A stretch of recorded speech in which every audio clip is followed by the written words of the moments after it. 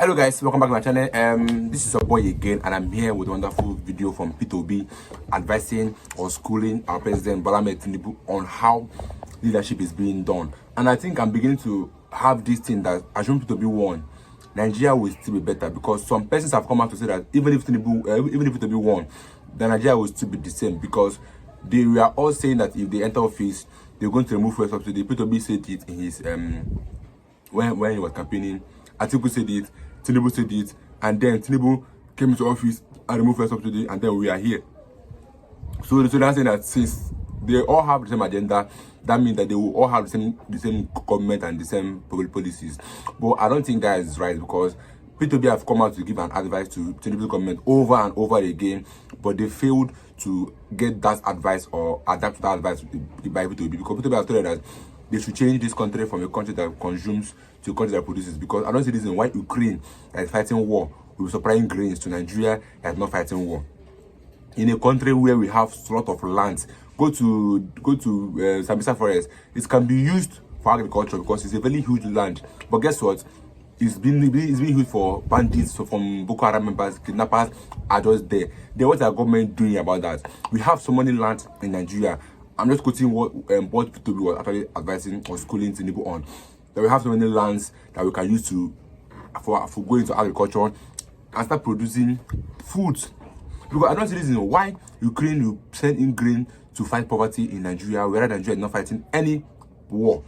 Ukraine is meant to be the one that we're surviving for, because Nigeria is very rich, that we have a lot of goods that can make us a self-developing country.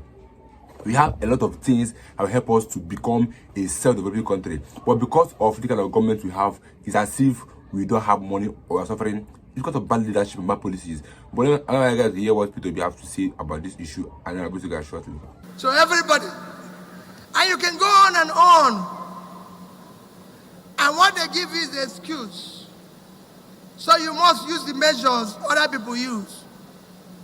Let nobody tell you Nigeria is a poor country. It's a very rich country. It's a country that can feed itself. Today, Ukraine is at war, but Ukraine sends grain to Nigeria to help them fight hunger. Because we are number 109 hungriest country in the world. You must help to change that. All these territories you're seeing are agricultural field. So they tell you about Sambisa Forest. It's an agricultural field. It's a very simple thing. I don't think it will take you more than 3 hours or 4 hours to drive all through the Sambisa Forest. But I can tell you that if you go to Morocco today, from Casablanca to Port of Tangier, it's about 366 kilometers or thereabouts, and it takes you 4.5 hours, and on both sides, all you will see is cultivated land that will feed the people. We can't have such places threatening us. It just shows we don't have competent leaders.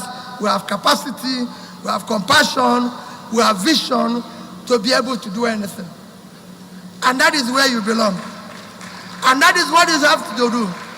So I urge you, as we celebrate our founder, you could see what you're celebrating today is vision. And that's leadership. Because if he didn't think about it, he wouldn't be here. So we must change our method. You must embrace to live in a society that you can live. You must choose to do what is right today. You must help us to end this suffering of the people. You must choose to live in peace and adopt meritocracy, competency, all this as a measure of selecting those who you live with, you work with, and serve you. You must look at will benefit the society. You must think for the interest of everybody. You must work to live in a society that is secure. A society that will care for everybody. And it is not rocket science. Other societies are doing it. But it requires people to change their conception and perception and think in the right ways and use the proper ways of measuring development, not adopting their own, not creating their own sin, where you say, Peter, you're not doing well.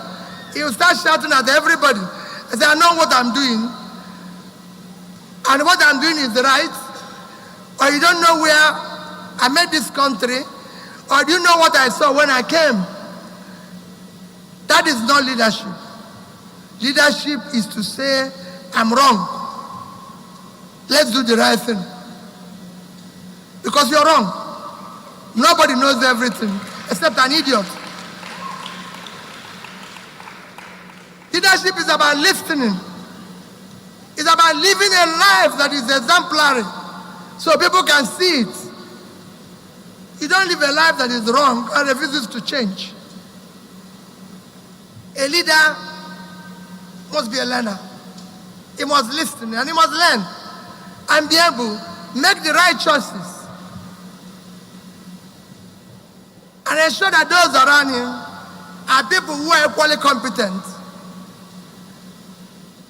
You cannot go and hire a conductor as a driver and a driver as a conductor. You will have an accident. They have their jobs. Everybody must do his job. I hope the pilot will take me back. I'm not a pilot. I cannot do his job. And I can tell you, the young girl that flew me here is not more than 27 years. And when I saw her, I said, young girl, how long have you been flying? He said, 2 years. But I entered because he was a qualified pilot. I don't have to say, hey, my daughter is older, please, I won't enter your plane. No. Because she's qualified. And that's the type. And what I learned, because of the one difficult situation we found ourselves in Africa, particularly in Nigeria today,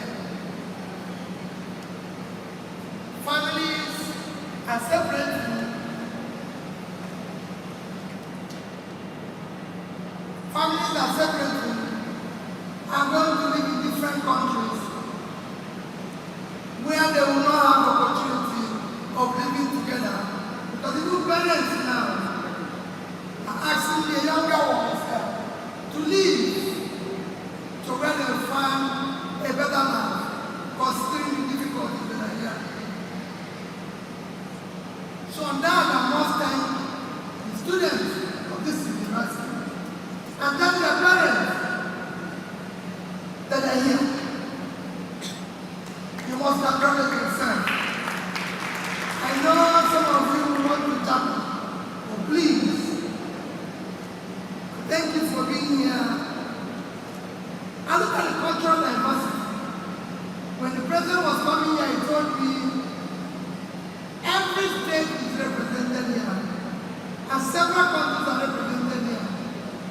And when I look at this, I look at the future of the country. Because you heard that advice from P2B, because you know this is not the first or second time or third time or fourth time or fifth time that P2B has been advising this government over bad policies. Because this government have presumed, or I say, have shown to be a government that don't care about the masses. Because that's exactly what is looking like. Because I don't see reasons why every advice will be coming from different angles, and then the government is not even taking or making use of it. Because they said we should give them time to do what?